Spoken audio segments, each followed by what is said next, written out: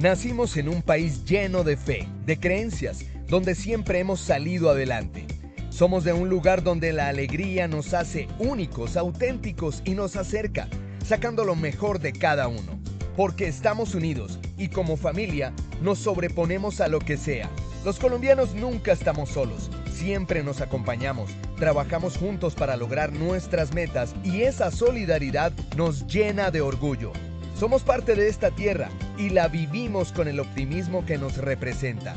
Y es que Colombia nos pertenece, la felicidad que nos caracteriza nos pertenece, las ganas de ayudar nos pertenecen, el optimismo nos pertenece, la vida nos pertenece.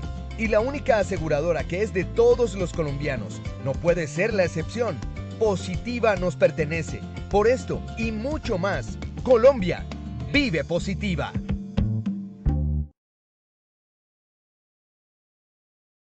Muy buenos días para todos nuestros asistentes. Reciban un cordial saludo desde Positiva Compañía de Seguros y Positiva Educa.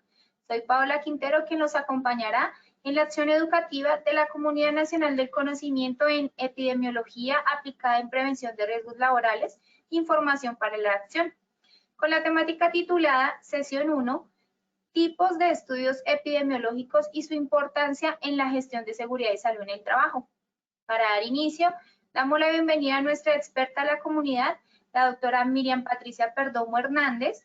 Ella es magíster en epidemiología, especialista en salud ocupacional, enfermera, auditora en sistemas integrados de gestión, con más de 22 años de experiencia laborando como líder de seguridad y salud en el trabajo, en empresas de diversos sectores económicos, consultora, asesora y docente de maestría. Doctora Miriam, muy buenos días y bienvenida. Muy buenos días a todos. Paola, ¿me confirma si me escuchas bien? Sí, señora. Bueno, grato tenerlos aquí reunidos. Qué delicia que hagan parte de esta comunidad, una gran comunidad de conocimiento y a través de la cual y a través de todas las sesiones que vamos a tener, pretendemos básicamente seguir aportándoles herramientas para la mejor toma de decisiones. Mi nombre es Miriam Perdomo, soy una apasionada de la seguridad y la salud en el trabajo y en estos 20 y tantos años de experiencias, de buenas experiencias, de ensayos y de errores, definitivamente llegó un momento en el que dije necesitamos tener datos y datos que nos permitan tomar mejores decisiones y es allí donde encontré un nicho especial a través de la epidemiología. Les comparto allí mi correo electrónico y mi teléfono por si luego de terminado este espacio se generan otras inquietudes adicionales. Hoy vamos a hablar de la comunidad de epidemiología y para algunos puede sonar algo como epidemia, como complejo el tema. A través de las 10 sesiones que vamos a tener en el año, vamos a explorar conocimientos, conceptos, pero lo más importante, vamos a entender cuáles son esas herramientas que la epidemiología me aporta a mí como líder de seguridad y salud en el trabajo, como gerente de talento humano, como gerente de operaciones o como el auxiliar de seguridad y salud, porque una vez finalizado el proceso, definitivamente nos vamos a dar cuenta que son muchos. En la sesión de hoy vamos a hablar de los tipos de estudio y luego vamos a desglosar a lo largo de toda la sesión lo que es el programa de vigilancia, su estructura, de qué manera medimos el impacto, si realmente necesitamos 3, 4, 5 programas de vigilancia y vamos a también entender cómo las bases de la estadística me permiten a mí tomar mejores decisiones hasta finalizar en el componente de indicador. Así que espero, así como están conectados hoy, que nos acompañen en estas 10 sesiones para que al finalizar podamos validar si se cumplió o no se cumplió el objetivo. Como parte del desarrollo de las 10 sesiones, vamos a trabajar sobre análisis de casos, porque no hay mejor manera de entender los conceptos que cuando los aplicamos a situaciones hipotéticas o reales. Y la invitación a que nos acompañen en las 10 sesiones y, ¿por qué no?, traigan, compartan casos que puedan contribuir al desarrollo de la misma. Paola, antes de iniciar, evaluemos y miremos, hagamos un pequeño sondeo para ver cómo estos conceptos están en nuestra población que hoy está conectada con nosotros. Muchas gracias, doctora. Así es. Vamos a iniciar con nuestro sondeo. Les recuerdo a nuestros participantes, el sondeo se realiza 2 veces en el evento, uno al iniciar y el otro al finalizar. El objetivo del sondeo inicial es conocer con qué conocimientos llegan nuestros participantes a esta acción educativa y el objetivo del sondeo final es saber qué conocimientos adquirimos a lo largo de la misma. Dando a conocer el objetivo del sondeo, iniciamos con la primera pregunta.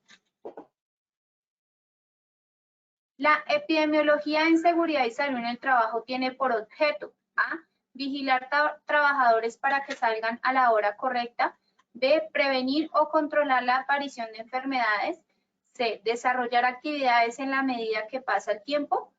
Daremos 15 segundos a nuestros asistentes para que respondan la opción que consideren correcta. Estos son los resultados de nuestra primera pregunta. A. Vigilar trabajadores para que salgan a la hora correcta, 2%. B. Prevenir o controlar la aparición de enfermedades, 96%. C. Desarrollar actividades en la medida que pasa el tiempo, 2%. Continuamos con nuestra segunda pregunta de este sondeo inicial. Un ejemplo de un estudio descriptivo es A. El informe de condiciones de salud. B. La caracterización de la accidentalidad laboral. C. Todas las anteriores. 15 segundos para que respondan la opción que consideren correcta. Estos son los resultados de nuestra segunda pregunta. A. El informe de condiciones de salud, 2%. B. La caracterización de la accidentalidad laboral, 4%. C. Todas las anteriores, 94%. Continuamos con nuestra tercera y última pregunta de este sondeo inicial. ¿El ruido es la única causa de la disminución en la capacidad auditiva? A. Sí, porque todo el que se expone a ruido pierde la audición. B. Correcto, aunque no todos la pierden. C. Incorrecto, porque existen otras causas. 15 segundos para que respondan la opción que consideren correcta. Estos son los resultados de nuestra tercera pregunta. A. Sí, porque todo el que se expone a ruido pierde la audición, 0%. B. Correcto, aunque no todos la pierden, 12%. C. Incorrecto, porque existen otras causas, 88%. Conociendo así los resultados de este sondeo inicial, le damos el paso a nuestra experta, la doctora Miriam. Gracias, Paola. Me encantan esos resultados. Quiere decir que estamos muy bien sintonizados. Vamos obviamente a repetir este sondeo al finalizar esta sesión educativa y esperamos obviamente que se incrementen estos resultados. Vamos a entrar entonces en materia y vamos a comenzar con una frase que me gusta muchísimo y que está ajustada a nuestra realidad como líderes de seguridad y salud en el trabajo. Las enfermedades no nos llegan de la nada. Si yo hoy entro a un escenario donde me expongo a crisotilo, si yo hoy entro a un escenario donde tenemos un ruido de impacto superior a 110 decibeles, 120 decibeles, eso no quiere decir que mañana yo presento hipoacusia neurosensorial inducida por ruido o que mañana presento una afectación respiratoria en el tracto superior. Las enfermedades se desarrollan con pequeños pecados, nos decía Hipócrates. En este caso, esos pequeños pecados en nuestro escenario real serán eso, la implementación de controles sin seguimiento, o la falta de implementación de controles, o la poca identificación de otros agentes o factores determinantes que confluyen y que también potencializan la ocurrencia de la enfermedad. La enfermedad se presenta cuando se ha acumulado suficientes pecados, suficientes situaciones, suficiente exposición, y es en ese momento cuando diremos se presentó de repente. Un mensaje clave, concreto, para nuestro actuar como líderes de seguridad y salud en el trabajo. El objetivo que pretendemos con este espacio educativo es que podamos brindarles a ustedes herramientas para identificar la importancia de los métodos epidemiológicos, lo que a usted como líder de seguridad, lo que a mí como docente me pueden aportar los estudios epidemiológicos, cómo los identifico en mi escenario real, en el informe que me llega, y cómo puedo encontrarle mayor beneficio a lo que la teoría me muestra de ello. Con un enfoque concreto, me debe servir para algo. Y en este caso, ese algo es tomar mejores decisiones. Para dar cumplimiento a este objetivo general, entonces vamos a hablar de algunos conceptos generales, como la definición específica de epidemiología y de historia natural de la enfermedad, y vamos a trabajar ejemplos. Traje hoy a colación el ejemplo de una empresa de transporte Y entonces, a través de esta situación, trataremos de darle aplicación a los diferentes estudios. Y luego, alternativas de solución, y para eso quiero que en su momento, cuando les indique, utilicemos el chat de preguntas para empezar a aportar cuáles son las posibles soluciones a los casos que les voy a presentar. Comencemos. La Organización Mundial de la Salud nos dice que la epidemiología es una disciplina que se encarga del estudio de la distribución. Atento a las palabras que se encuentran en rojo en la diapositiva. Cuando yo hablo de distribución, yo estoy hablando, y vamos a traer un caso concreto, vamos a hablar de síndrome de túnel del carpo. ¿Cómo se comporta? ¿En quiénes se presenta síndrome de túnel del carpo? ¿Cuántas personas lo presentan? ¿Cuántos cargos están expuestos? Es decir, pertenecen a los grupos de exposición similar. ¿Qué me dice la matriz de peligro? ¿Qué me está diciendo el ausentismo por causa médica? Entonces, la epidemiología estudia y analiza cómo se distribuye ese síndrome de túnel del carpo en esa población. Y también analiza qué otros factores influyen, como por ejemplo, tiempo de exposición, por encima o no de los TLB permitidos, y áreas, cargos, procesos y tiempos o momentos en los cuales se presenta. Esto es distribución. Los determinantes pasan a ser los factores o las otras situaciones que obviamente contribuyen a que se me presente el síndrome de túnel. Por ejemplo, la literatura nos habla de la obesidad. Paciente obeso tiene mayor tejido adiposo, obviamente un poco más estrecho ese canal de la muñeca humana dominante, y entonces existe mayor probabilidad de presentar síndrome de túnel. Pero existen otras causas, por ejemplo, lesiones osteoarticulares a nivel de esa muñeca. Entonces me devuelvo. La epidemiología es la disciplina que estudia la distribución, cómo se comporta esa enfermedad en el grupo de trabajadores, los determinantes o factores que están asociados a la ocurrencia de ese síndrome, para que obviamente y posterior, y solo posteriormente a eso, yo pueda llevar a cabo una planificación racional.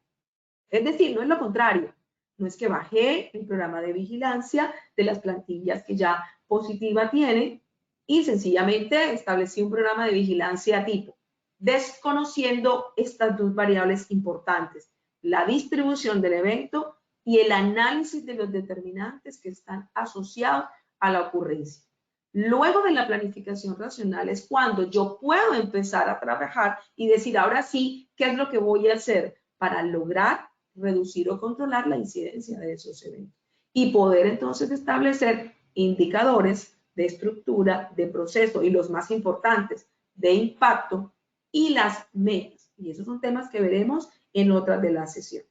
Entonces, repito, la epidemiología me ayuda a mí como el líder, como el responsable, como el analista, como el HCQ, como el gerente de operaciones, como el director de Sistema Integrado de Gestión, a llevar a cabo una planificación racional y objetiva, focalizada. ¿Y por qué focalizada? Porque me he tomado el espacio y el tiempo para analizar la distribución del evento y los factores asociados. Y eso tiene una ventaja maravillosa, y es que me permite focalizar y racionalizar recursos.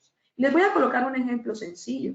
Cuando nosotros hablamos de programas de estilo de vida saludable o programas de riesgo cardiovascular, entonces se nos abre el abanico de posibilidades. Y hablamos entonces de actividades relacionadas con índice de masa corporal, porque vamos a mirar el tema de obesidad, y hablamos de deporte, y hablamos de alimentación, y hablamos de comorbilidades, y hablamos de sueño. Y entonces ese programa de vigilancia se convierte en un cúmulo de actividades que cuando queremos medir el impacto, si no hemos analizado cómo se comportan los eventos cardiovasculares en la población trabajadora que hoy tengo y los otros determinantes que influyen en su ocurrencia, se me va a volver simplemente en un programa de cumplimiento y de cumplimiento y de cumplimiento de actividades, porque le estoy apuntando a tantas cosas y al final no le estoy apuntando a nada. La invitación de la epidemiología entonces es analice, mire cómo es la distribución y cuáles son los factores asociados a la ocurrencia de la misma. Por lo tanto, es un proceso totalmente dinámico y constante. Vamos a mirar este ejemplo porque uno aprende es con el ejercicio o con el ejemplo. Esta es una empresa de transporte que llamamos Transportes S.A. Es una empresa de transporte intermunicipal entre una población y otra. Y es una empresa que desde el año 2020 al 2024 ha evidenciado un incremento en los problemas por síndrome del túnel del carpo en sus trabajadores masculinos. Entonces estamos hablando de conductores de los buses intermunicipales y un incremento en la incidencia por síndrome del túnel del carpo. Se ha presentado síndrome y también se está presentando lumbalgia. Ese es el análisis que la empresa está haciendo, los cuales, al analizar las variables sociodemográficas, identificaron lo siguiente: este grupo poblacional tiene 45 años en su gran mayoría, con una desviación de más o menos 5. ¿Eso qué significa? Que oscilan entre los 40 años y los 50 años este grupo de trabajadores.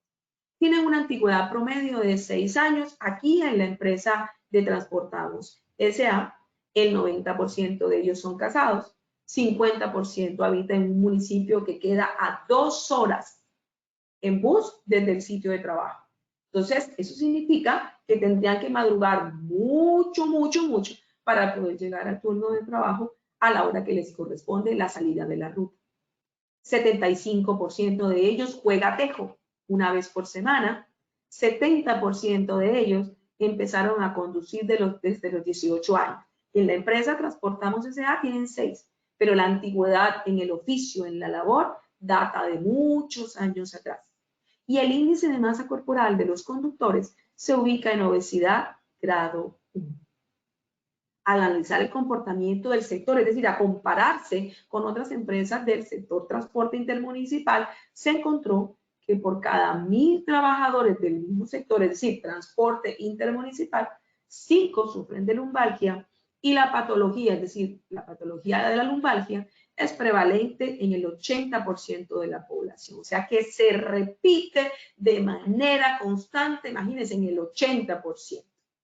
Al mirar esta problemática, la empresa, y compararse de pronto con la empresa de servicio urbano, es decir, una actividad similar, pero de pronto con menor exposición o menor intensidad, curiosamente se evidenció que la relación aquí es de 1 a 1. Eso significa que por cada caso de lumbalgia que se presenta en la empresa de transporte intermunicipal, también se está presentando un caso de lumbalgia en la empresa de transporte urbano. Como criterio para ser contratados, dentro de los requisitos para ser parte de este tipo de empresas, se requiere que tengan experiencia como conductores mayores a 5 años, lo que nos hace pensar en que hay mayor tiempo de exposición. La antigüedad trae consigo la exposición y por lo tanto la mayor probabilidad de ocurrencia de la patología. También es un requisito haber laborado en otro tipo de actividades como bodegas, ser albañil o cotero y demás, porque para las empresas de ese ejemplo que les estamos colocando aquí, ellos además de conducir, es decir, además de estar expuesto a estas madrugadas, a estos desplazamientos tan prolongados, a la vibración, entre otras cosas, también tienen que descender del vehículo y ayudar a subir la carga varias veces al día. Bajo la definición de epidemiología, entonces aquí en este primer párrafo encontramos la distribución. Aquí encontramos que hay una problemática, que hay un grupo de trabajadores que tienen unas características similares: conductores, cargo de conductor, un grupo importante entre el 20 y el 24, patología prevalente en el 80% de los mismos. Tienen ciertas características que contribuyen a la ocurrencia del evento, como es que tienen el promedio de edad de 45 años, es decir, una etapa madura. Tienen una antigüedad bien marcada que está asociada al deterioro de ese componente osteoarticular. Determinantes, otros factores, factores como jugar el tejo, factores como la obesidad. No es que sentarse en un vehículo como tal y conducir ciertas rutas en el día ya es sinónimo de, no, es que tenemos que analizar qué otras cosas están influyendo. Cuando a mí me dicen que el índice de masa corporal de este grupo de trabajadores se encuentra en obesidad grado 1, muy probablemente si tuviéramos que hacer tamizajes de Framingham o índices de masa de medición de perímetro de cintura y de cadera, nos vamos a encontrar con colaboradores que no solamente están obesos, sino que tienen un perímetro abdominal mucho más marcado, mucho más elevado, lo que incrementa la ocurrencia de la lumbalgia. Y aquí entonces, analizando la distribución de la lumbalgia y analizando otros determinantes, entraría la pregunta del millón que complementa la definición de epidemiología, y es planificación racional, distribución, determinantes y planificación racional. ¿Qué creen ustedes? Y me gustaría que lo pudieran colocar en el chat de preguntas. ¿Qué creen ustedes? Si usted fuera el líder de seguridad y salud en el trabajo de una empresa que tiene esta distribución en este grupo poblacional y estos determinantes, ¿cuáles serían las intervenciones que pudieran ayudarnos a disminuir o controlar la problemática que hoy se nos presenta? Me gustaría que revisaran el chat de preguntas, que nos dijeran hola, buenos días, y nos comentaran a través de ese chat de preguntas cuáles creen ustedes que pueden ser esas intervenciones para este tipo de empresas.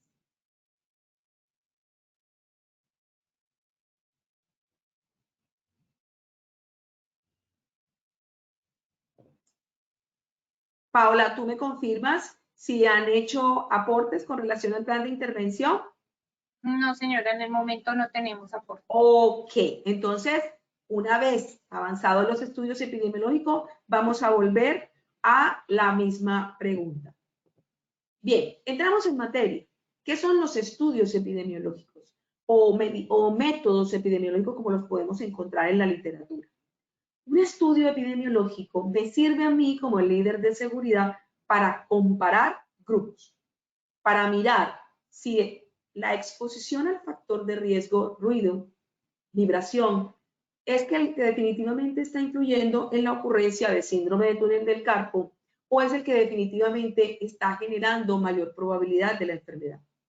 Pero el estudio también me sirve para aclarar y decir, oiga, pero si todos están expuestos a ruido o si todos están expuestos a material particulado, ¿por qué no todo el mundo tiene afectación respiratoria? ¿Por qué no todo el mundo tiene síndrome de túnel del carpo? ¿O por qué si todos estamos de pie y tenemos que trabajar 8 horas de pie porque trabajamos en un almacén de ropa? ¿Por qué no todos tienen fascitis plantar, por ejemplo? Entonces, este tipo de estudios, que para el caso de la sesión de hoy vamos a mirar 3 ejemplos, me sirven para comparar grupos. Y cuando yo puedo comparar grupos, también puedo identificar el agente que tiene mayor asociación. Tenemos 3 tipos de estudios: los estudios descriptivos, los estudios de casos y controles y los estudios de corte, que los vamos a mirar en detalle. Un estudio descriptivo, de una manera muy concreta y aterrizada, simplemente describe situaciones. Por ejemplo, cuando yo tengo un informe de condiciones de salud que me dice se evaluaron 90 personas, de las cuales el tanto por ciento corresponde al sexo femenino, eso es una categoría, eso es una descripción de un evento. Encontramos tantos diagnósticos, tantas audiometrías fueron normales, tantas audiometrías fueron anormales. Pero este tipo de estudios no me genera fuerza de asociación, no me genera causalidad, simplemente me permite identificar en un momento puntual, concreto, qué está pasando. Pero tenemos otros tipos de estudios que son analíticos, estudios de casos y controles y estudios de corte.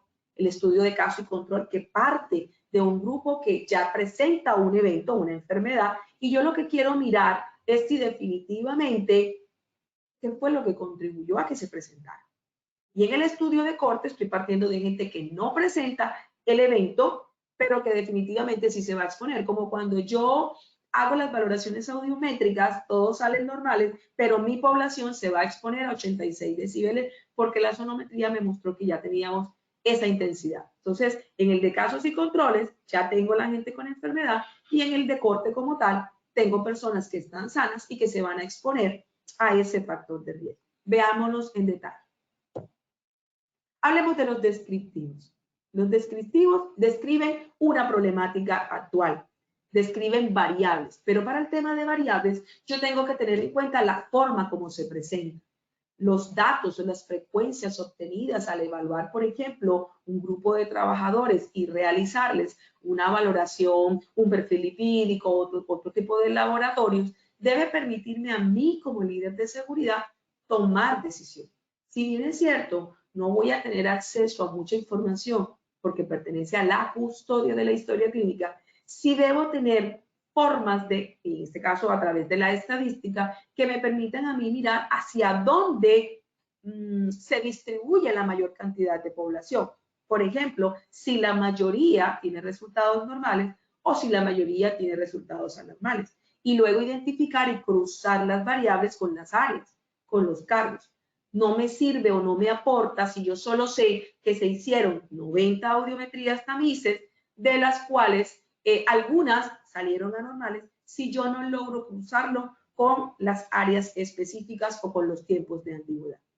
Este tipo de estudios que describe situaciones me permite lanzar hipótesis y plantear, pero no me sirve para identificar la causa o para confirmar esa causa. Este tipo de estudio lo puedo hacer de manera longitudinal o transversal, es decir, a lo largo del tiempo, como cuando, por ejemplo, hacemos las evaluaciones periódicas y se las hacemos al personal que sale de vacaciones. Es decir, voy a empezar a obtener datos desde enero hasta noviembre cuando cierre el caso. O lo puedo hacer transversal, a corte de hoy y evaluamos las 90 personas hoy como tal. Así que me sirve para aplicarse en cualquier momento del tiempo. Pero también me sirve para identificar situaciones del pasado, porque yo puedo, por ejemplo, traer a colación la caracterización de un ausentismo por causa médica. Y puedo analizar lo que pasó en el 2020, 2021 a la fecha. Mirar la incidencia de la patología lumbar o mirar cuál es la patología prevalente en este grupo de trabajadores que para el caso que les estamos colocando de Transportamos S.A. son los conductores. Este estudio me permite utilizar medidas estadísticas descriptivas. Entonces usted me puede decir, doctora, pero yo no soy muy buena en estadística. Ok, válido, pero listo, aquí vamos a mirar algunas. Pero también usted puede solicitar que ese informe llegue un poco más enriquecido con datos, porque al final usted toma decisiones con base al dato. Las medidas que vamos a utilizar aquí en este tipo de estudios son medidas de frecuencia. Entonces estamos hablando de medidas como la tasa, como la proporción o el porcentaje, o como la razón. Medidas de posición como la media, la mediana y la moda, con su respectiva medida de dispersión. Y eso lo vamos a mirar ya en detalle en otra sesión. Aquí vamos a mirar es un bosquejo general. También dentro de estos estudios descriptivos puedo utilizar la tan sonada prevalencia y la tan sonada incidencia, que a veces cuando auditamos, yo soy auditora, encontramos que nos quedamos solo en el papel y no le damos análisis o tendencias a ese tipo de indicadores de mortalidad tan importantes en nuestros programas de vigilancia epidemiológica. Entonces son estudios descriptivos, describen una problemática que puede ser longitudinal, transversal o puedo traerla del tiempo hacia acá, ¿ok?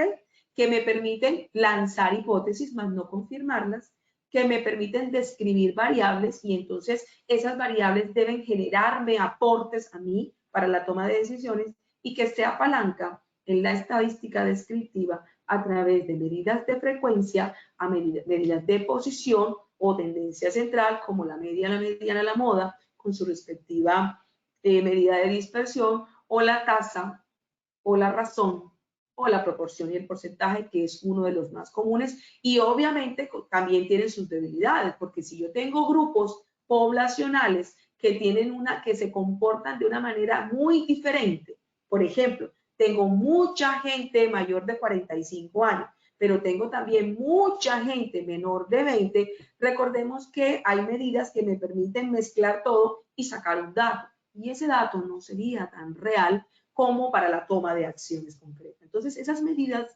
estadísticas descriptivas me van a ayudar a tomar mejores decisiones. ¿Dónde aplico yo este tipo de estudios? En la vida real. En una encuesta de morbilidad sentida, en un nórdico, por ejemplo, cuando quiero cuantificar o mirar la percepción de dolor desde el punto de vista musculoesquelético, ahí. Y ahí puedo tener variables cualitativas y variables cuantitativas. También en la batería del riesgo psicosocial, una variable cuantitativa puede ser la edad.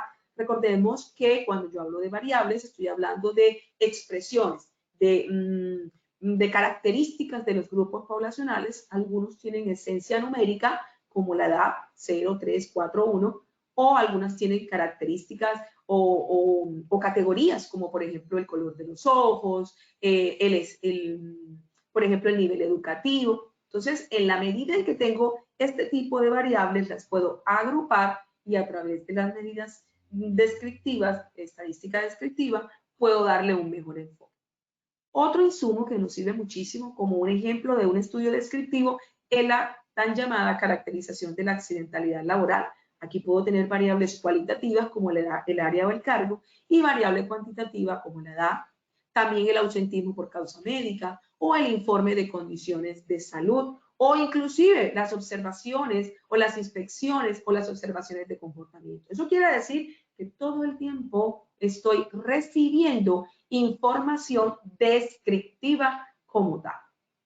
¿Cómo se analiza la información? A través de medidas de frecuencia, como les decía, razón, proporción, porcentaje y tasa. Y ahora vamos a utilizar el ejemplo de Transportamos SAS para eso. Medidas de tendencia central, como la media, la mediana y la moda, con su respectiva medida de dispersión. Y los indicadores de morbilidad, como la incidencia y la prevalencia. Volvamos a nuestra empresa Transportamos SA.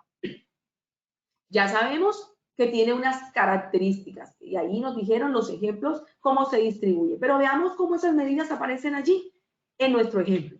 Sabemos que la población tiene un promedio de 45 años con una desviación de más o menos 5. Ahí tenemos nuestra medida de tendencia central. Qué interesante sería que para su próximo informe de condiciones de salud venga representada la media y venga representada la medida de desviación, porque le permite a usted saber qué tan distantes son estos grupos. Estamos también hablando en la empresa Transportamos S.A. del porcentaje. 50% habita en un municipio que queda a 2 horas. Pero también nos dijeron que los estudios descriptivos se pueden medir también a través de medidas de frecuencia como la tasa. Y entonces, en el ejemplo, nos dicen que al compararse, porque la tasa no sirve para compararnos, al compararse con el sector económico de actividad similar, se encontró que por cada 1.000 trabajadores, 5 sufren de lumbalgia. Ahí tenemos un ejemplo concreto de nuestra tasa. Y cuando hablamos de la prevalencia, estamos hablando de esa enfermedad que se repite con mayor frecuencia en la población y se evidenció en el análisis que hizo la empresa Transportamos S.A. que es prevalente en el 80% de la población. Y aparece también la otra medida de frecuencia que es la razón y dijimos que había una relación de 1 a 1 al comparar las empresas de transporte intermunicipal con la empresa de transporte urbano, al evaluar cómo se comporta la lumbalgia en ese grupo. Ahí vemos perfectamente plasmada cómo se puede analizar, utilizando la estadística descriptiva, mejor la información que las variables nos están aportando. Y muy seguramente usted con esta información va a poder tomar otro tipo de decisiones si no viniera esta información descrita de la manera como hoy la estamos presentando.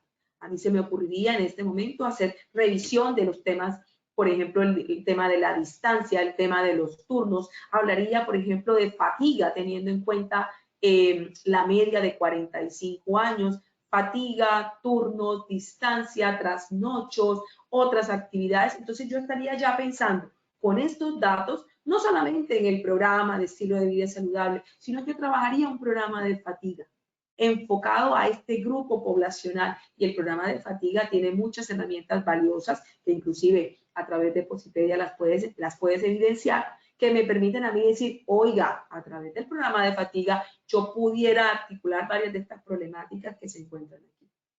Esa decisión la tomo con base a los datos y a la forma como se le está presentando el análisis de las variables en los estudios descriptivos.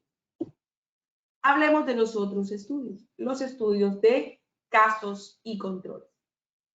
Un estudio de casos y controles, que uno diría, pero eso suena como a investigación, eso suena como que yo desde seguridad y salud no investigo. Sí, todos investigamos, porque nosotros como líderes de seguridad estamos todo el tiempo tratando de identificar las causas que nos generan los problemas. Cuando usted analiza el ausentismo por causa médica y ve que Pedro y Juan se están incapacitando de manera recurrente, es decir, todos los meses, un día, 2 días del mismo evento, usted obviamente se le activa su espíritu investigador y dice, venga Pedro, venga Juan, cuénteme qué es lo que está pasando.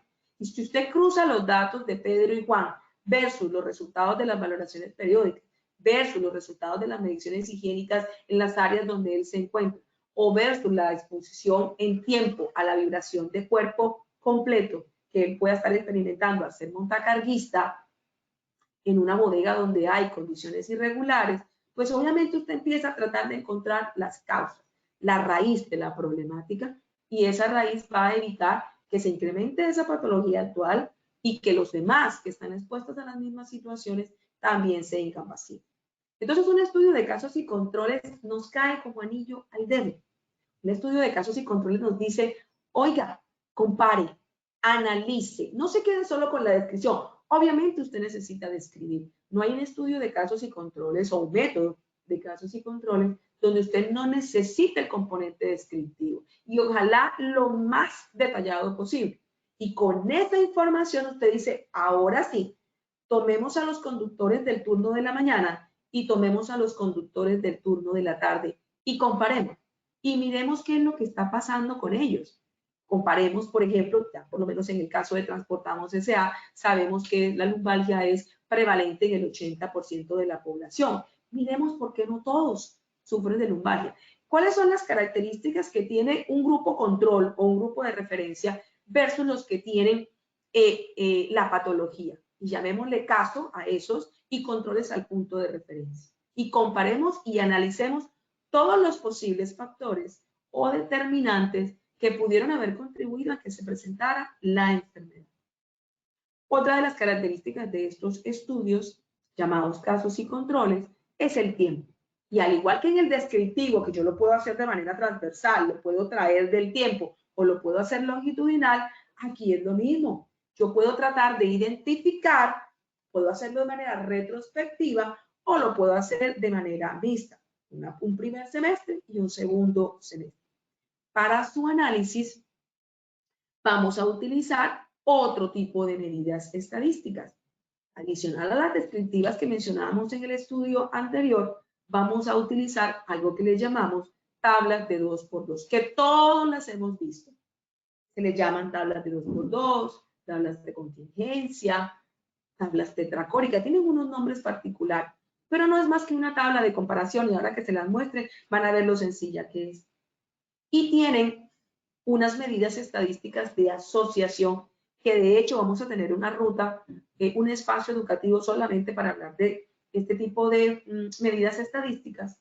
En el caso de los casos y controles, la medida se llama OR y también se las voy a explicar. Y aquí podemos evaluar prevalencia.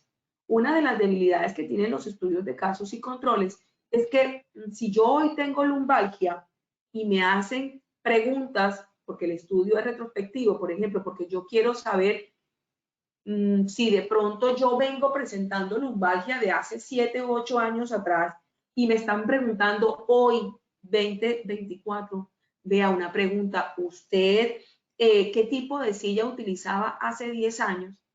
Probablemente yo hoy no me voy a acordar qué tipo de silla utilizaba. Entonces, en este tipo de estudios, las variables que están asociadas a la información de la memoria suelen ser algunas de las limitantes porque poco probable me voy a acordar. Voy a colocarles otro ejemplo.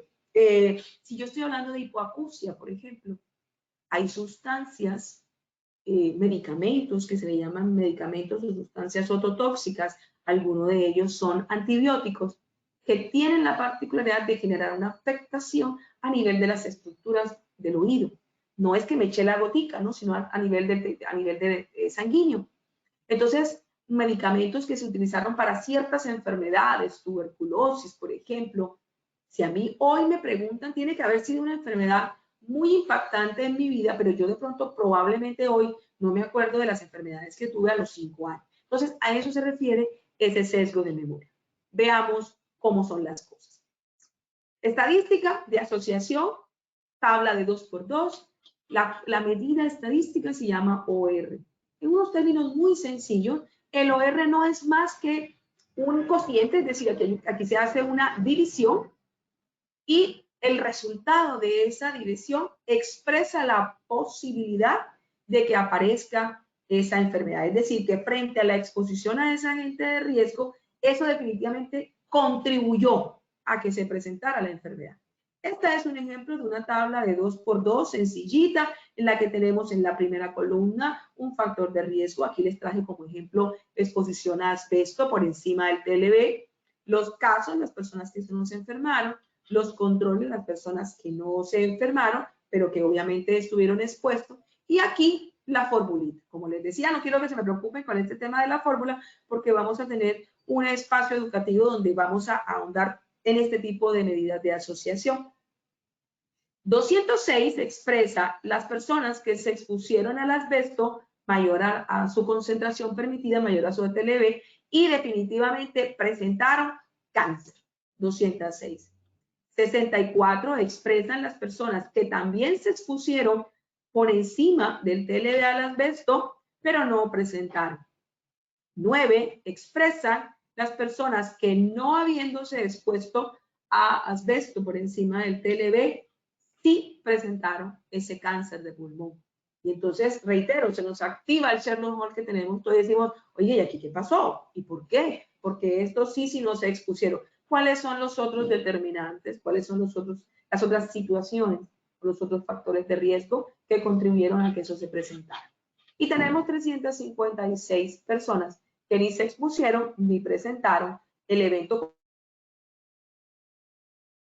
poblacional como tal. El cociente o la división al aplicar la fórmula del OR nos da 127.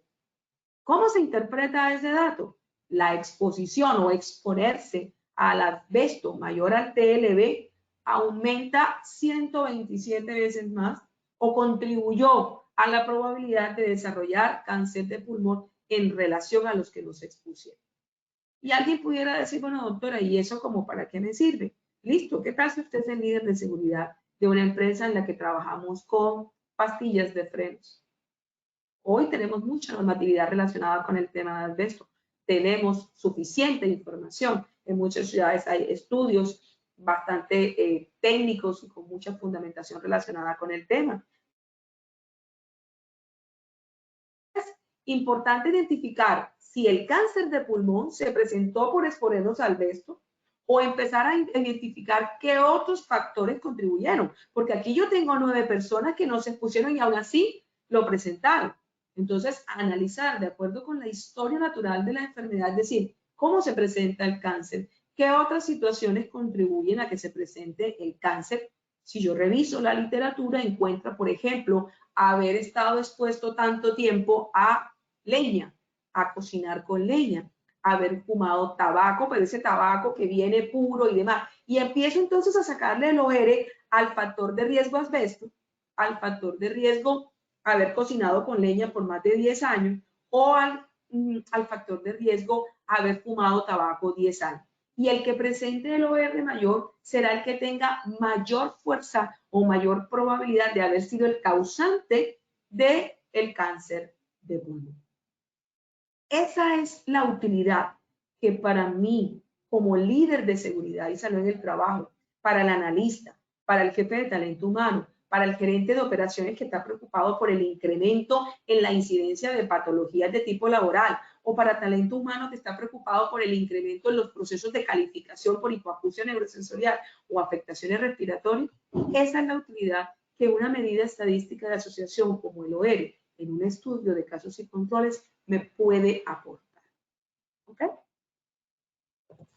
Veamos cómo lo vemos aterrizado en nuestra empresa de Transportamos S.A. Ya sabemos que es una empresa de transporte intermunicipal, ya sabemos que se está analizando la problemática de la incidencia o el incremento en síndrome de túnel y en lumbar. Sabemos que son conductores, sabemos que tienen una edad promedio de 45 años con una desviación de más o menos 5. Sabemos que tienen una antigüedad en esta empresa promedio de 6 años, pero en el oficio 18, perdón, mucho más porque arrancaron a los 18.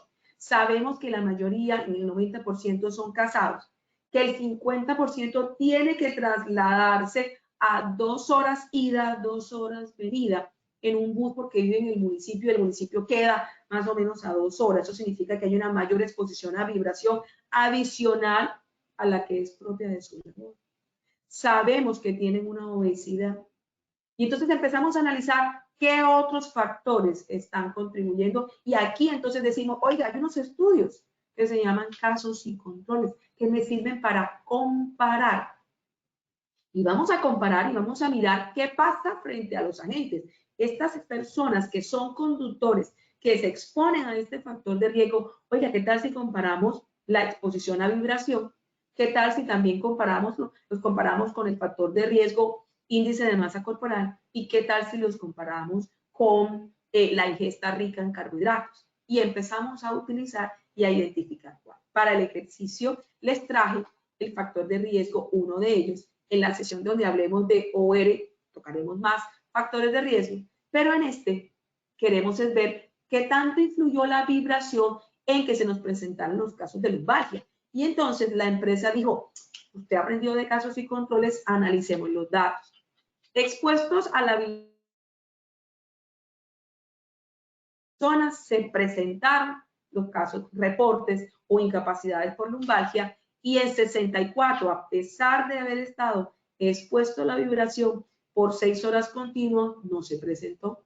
Se activa Sherlock Holmes ahí. En 9 no se expusieron a la vibración, pero en ellos se presentó, y en 356 ni se expusieron, pero tampoco presentaron la lumbalgia. Al aplicar la fórmula del OR en este grupo poblacional, que son más o menos 629 personas, el resultado de esa división nos dio 124 veces. Así que exponerse o haber estado expuesto, obtener presente la vibración 6 horas continuas en un turno de trabajo, en una jornada de trabajo, aumenta 124 veces más la probabilidad de que se presente la lumbalgia. Es decir, este es un factor de riesgo que puntea muy alto para los conductores. Si yo comparara ese dato, imaginémonos que la ingesta rica en carbohidratos me dio 15 la división del OR, la ingesta rica de carbohidratos, la vibración me dio 124, y vamos a ponerle otro dato como estar casado, y casado me dio 5, obviamente yo enfoco mi plan de trabajo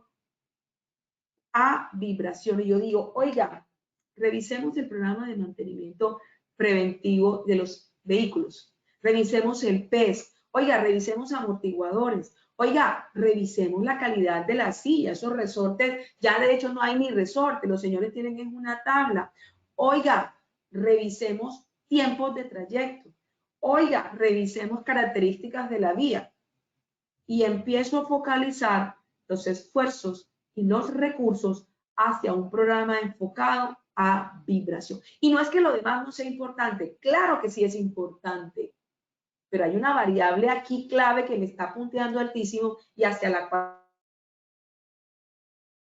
a focalizar los esfuerzos. ¿Y cuál va a ser mi medición aquí? Es decir, yo de qué manera voy a medir si realmente haber focalizado el plan de trabajo hacia un programa enfocado a vibración funcionó o no. El ausentismo, la disminución en la frecuencia o en la severidad de las incapacidades asociadas a lumbalgia, o la incidencia o la prevalencia. Ya no se me presentaron más casos, lo que tengo es una patología que sí es prevalente pero controlada.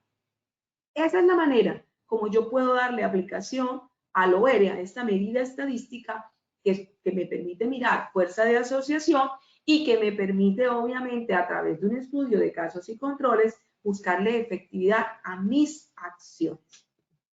Y miremos entonces la parte del estudio de corte. En el estudio descriptivo describo las características y las variables que hacen parte de mi grupo poblacional. Personas que tienen tanto de edad, promedio, con tanta desviación, personas que tienen ciertas características. En el estudio de casos y controles comparé. Y comparé frente a un evento puntual, frente a la lumbalgia, cuáles son los factores que influyeron en su ocurrencia. Y detecté que definitivamente frente a todos los determinantes y todos los agentes posibles, de acuerdo con la forma como se comporta la lumbalgia, definitivamente la vibración fue. Pero en el estudio de corte Obviamente me apalanco en la descripción porque necesito el componente descriptivo. Aquí yo parto de un grupo sano, un grupo que no tiene lumbalgia, un grupo que no tiene hipoacusia, pero que se va a exponer al mismo. Y entonces uno diría, bueno, ¿eso qué es? ¿Como conejillos de India? No, yo soy consciente de cuáles son los TLB que existen en mi escenario. Hemos hecho mediciones higiénicas y yo sé cuánto tenemos en sonometría, hemos hecho dosimetría, pero si no es sector transporte, si no es una clínica y lo que tenemos es exposición a radiación ionizante, tenemos unos dosímetros que nos están mirando, obviamente, cuántos son los milisevier, cuánto está llegando a cristalino, pero también tenemos estudios físicos en ese tipo de áreas. También sabemos, en el caso de vibraciones, podemos utilizar vibrómetros, etc. Entonces, yo tengo claro cuál es la problemática y a qué cantidad de agentes de riesgo se va a exponer mi población que ingresa sana. Obviamente los voy a comparar. En este caso, ellos deben estar libres de la enfermedad porque queremos mirar cómo se comporta, cómo aparece la enfermedad en este grupo poblacional. Así que deben tener unas características muy puntuales. No solamente deben tener características similares, deben pertenecer a escenarios similares, deben ser obviamente susceptibles de presentar la enfermedad. Porque si yo no tengo conductores, pues la probabilidad que se me presente lumbalgia en la señora de al lado, y lo comparo con la señora de al lado, no es un buen parámetro de comparación, porque la exposición del conductor a la vibración, a los tiempos, a la postura sentada, etcétera, es distinta a la señora de al lado. Ambos grupos deben ser comparables y obviamente se tienen que establecer unos criterios muy definidos. Así como el descriptivo lo puedo hacer retrospectivo, lo puedo hacer longitudinal o transversal y los de corte retrospectivos o mixtos, los de casos y controles, perdón, los puedo hacer mixtos o retrospectivos, los de corte los puedo hacer prospectivos de aquí para adelante, pero también puedo analizar cómo se presentó, cómo fue apareciendo la enfermedad del año 2020 a la fecha, ¿ok? Y aquí no le llamamos casos o enfermos, sino que le llamamos corte expuesta y corte no expuesta. También voy a utilizar la estadística para poder entender los resultados de estas asociaciones. Y aquí la medida estadística que utilizamos se llama RR o riesgo relativo. No voy a medir prevalencia, sino incidencia, porque estoy viendo cómo se comporta, cómo aparece de primera vez esta enfermedad. Y aquí tenemos la forma como se presenta la información. El riesgo relativo, obviamente, es esa probabilidad de que aparezca la enfermedad en ese grupo que se expone a un factor de riesgo. Estamos hablando de gente sana. Entonces hay una fórmula, reitero, la vamos a explicar un poco más en detalle en nuestro próximo espacio educativo, pero básicamente lo que me está midiendo es la aparición de enfermedad en el grupo que se expone al factor de riesgo y la aparición de la enfermedad al grupo que no se expone a ese factor de riesgo. Y aquí les traje una tablita también de 2x2, que como les decía, son tablas de comparación que hemos utilizado y que seguramente al verla dijimos, ah, sí, eso me lo enseñaron en el bachillerato. Y también establece una relación de cocientes. Y entonces me está diciendo aquí que 70, para el caso del ejemplo de ruido mayor a 85 decibeles, me está diciendo que 70 personas se expusieron a ese ruido y presentaron la hipoacusia, 6.930 no la presentaron a pesar de que se expusieron, y de los 1.000 que participaron en el estudio, 3 no presentaron, 3 presentaron la hipoacusia a pesar de que no se expusieron a este ruido mayor a 85 decibeles y 2.997 ni se expusieron ni lo presentaron. Aquí estamos hablando de que gente sana que ingresa como tal, reitero, va a presentar cuál es la probabilidad de que ocurra una hipoacusia en ese grupo que a partir de este momento se expone a ruido mayor a 85 decibeles para ese caso. Si ese cociente nos da un 1, dice definitivamente no hay relación entre la hipoacusia y la exposición a ruido. Pero si nos da mayor a 1, nos dice, oiga, esto sí está punteando como un factor de riesgo desencadenante de la hipoacusia. Y si es menor a 1, se convierte en un factor protector, como pudieran ser, por ejemplo, las vacunas. Veamos cómo aplicaría eso en nuestra empresa Transportamos S.A. Recordemos que la empresa de Transportamos S.A. viene con unas características y aquí vamos entonces a analizar también el factor de riesgo vibración, como lo analizamos en el estudio de casos y controles, y la presencia de la hipoacusia con todos los datos que nos suministró la empresa. Al hacer la relación con este cociente, nos encontramos que el resultado nos dio 10.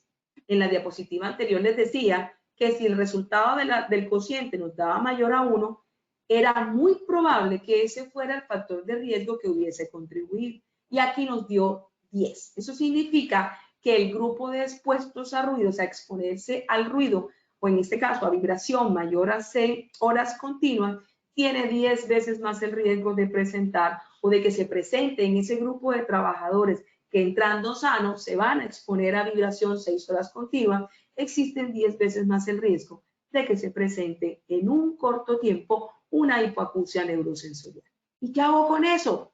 ¡Listo! Análisis de Cuba. Vamos a analizar en mis audiometrías tamices los cambios en los umbrales que está presentando el personal. Focalizo mis intervenciones hacia mi programa de conservación auditiva, monitoreo en campo, dosimetría, seguimiento al cumplimiento de las restricciones y métodos de control. Y de esta manera aplico los resultados que esta medida de asociación me aportan en mi programa de vigilancia de conservación auditiva como tal.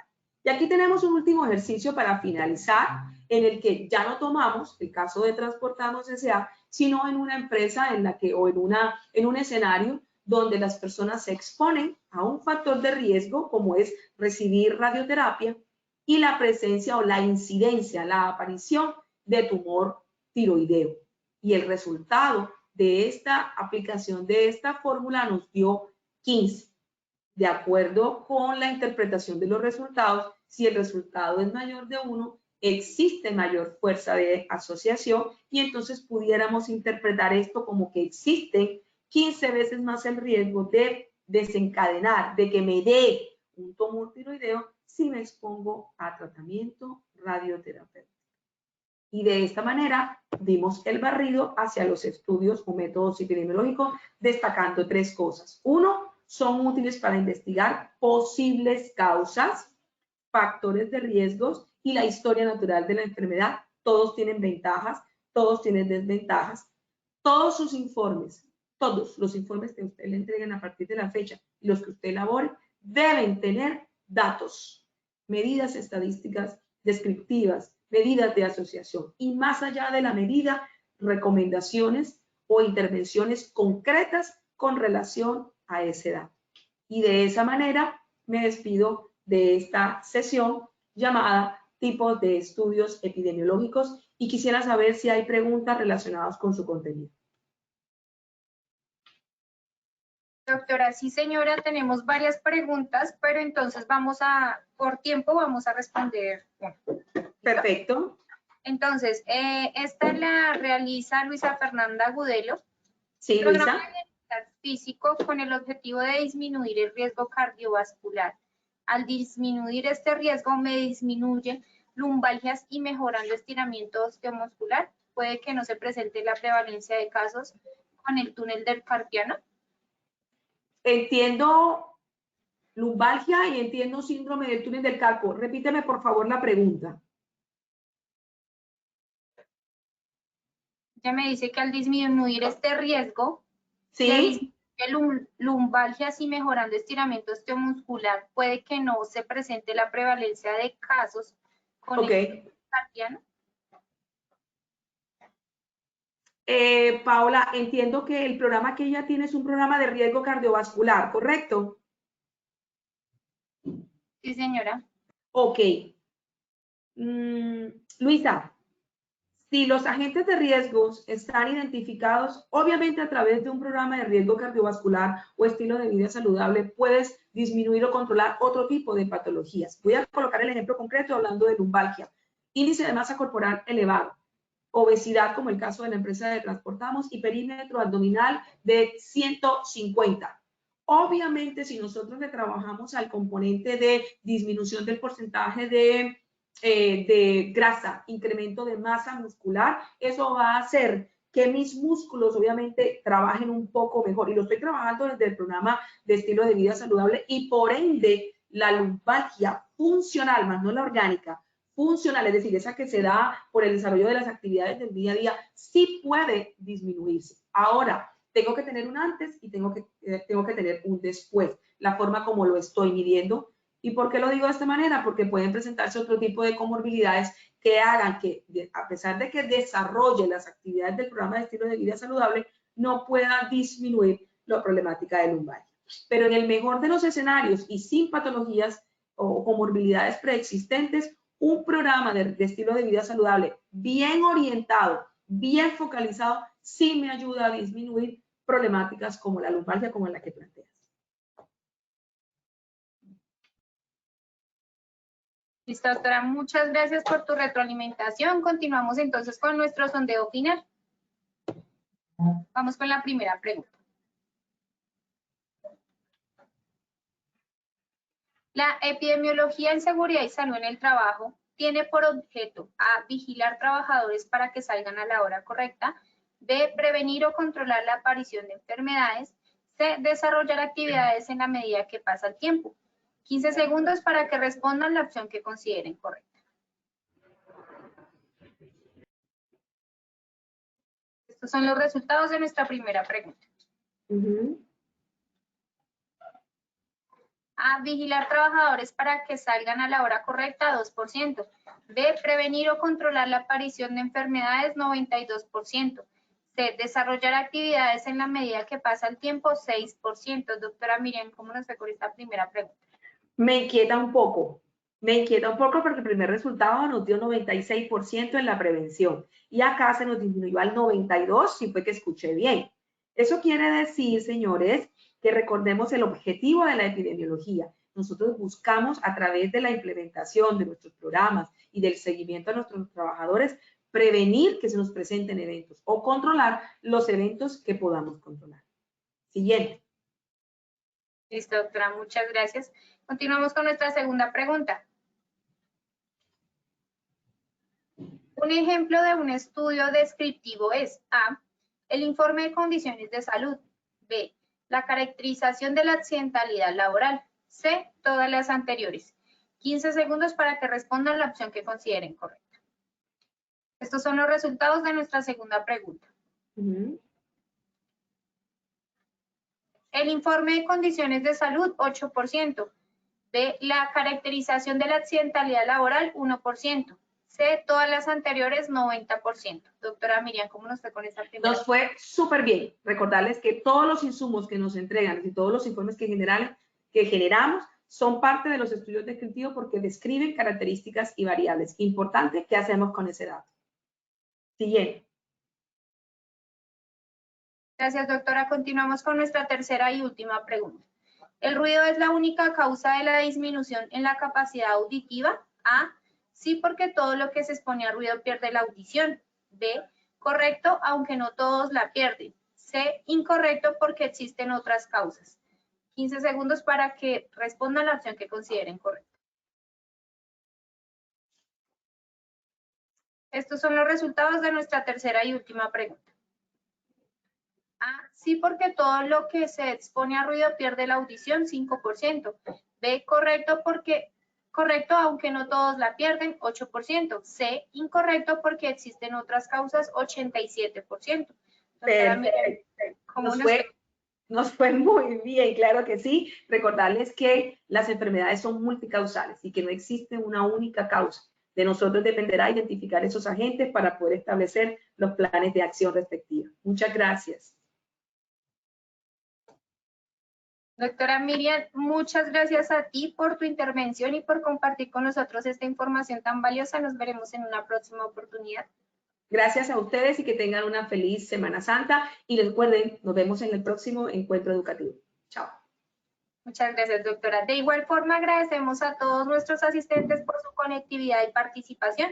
Los invitamos a conocer nuestro Centro Virtual de Enseñanza y Aprendizaje Posipedia, www.posipedia.com.co, donde encontrarán todas nuestras comunidades de conocimiento y mucha más información para que sigan conectados con nuestro Plan Nacional Multimodal en Educación en Seguridad y Salud en el Trabajo. También queremos invitarlos a descubrir todas las acciones educativas que tenemos para ustedes en www.posipediatalleresweb.com o siguiéndonos por medio de nuestro canal de WhatsApp Positiva Educa. Recuerden que el certificado de este evento web se generará para todos nuestros afiliados de 1 a 8 días hábiles después de terminar esta acción educativa y podrán acceder a él por medio de nuestro portal Posipedia en la sección Educa. Los dejamos con el siguiente audio coaching. Que tengan un excelente día.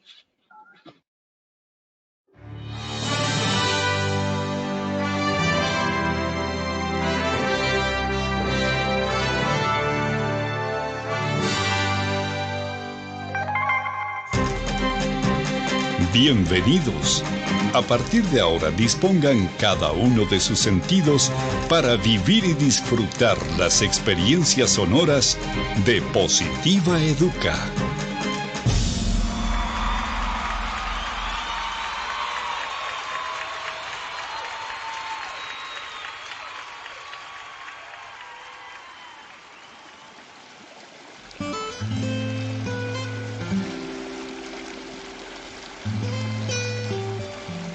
Agua, conjunto de gotas cristalinas y de consistencia liviana, tan transparentes como la verdad, complacidas de unirse para hacer un mar de oportunidades y ofrecerse sin reservas a todos los espíritus sedientos de gozar una buena existencia.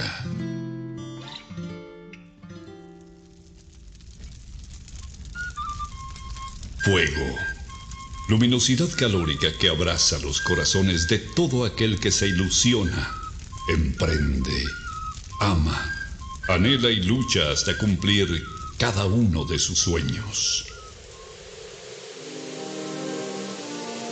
Aire, el reconfortante aliento que exhala Dios sobre nosotros en cada despertar, alentando nuestro andar para hacernos comprender que vivir es más que respirar. Vacío es todo aquello que estamos llamados a rebosar del infinito amor que existe dentro del universo que somos cada uno de nosotros. Deberíamos vivir más natural que materialmente para unirnos y ver el horizonte más claro, y así no encontremos toda la felicidad, por lo menos descubriríamos el camino. Procuremos ser como el agua, transparentes, livianos a la hora de tratar a los demás y ofrezcámonos sin reservas al momento de servir y ayudar a quien nos necesita. Seamos luminosos, amigables y calurosos como el fuego, abrazando los momentos de necesidad, soledad y frío en las personas que están a nuestro alrededor.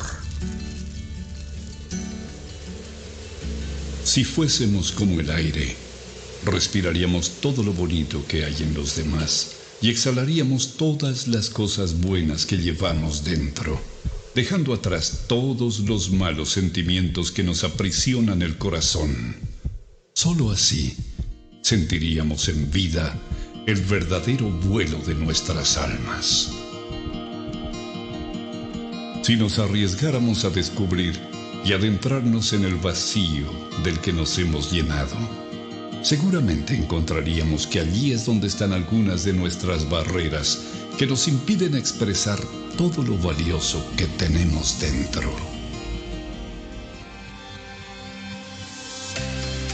Trabajar con toda la sensibilidad de nuestro ser nos brinda la oportunidad de aprender y practicar la esencial misión de nuestra vida, que es florecer.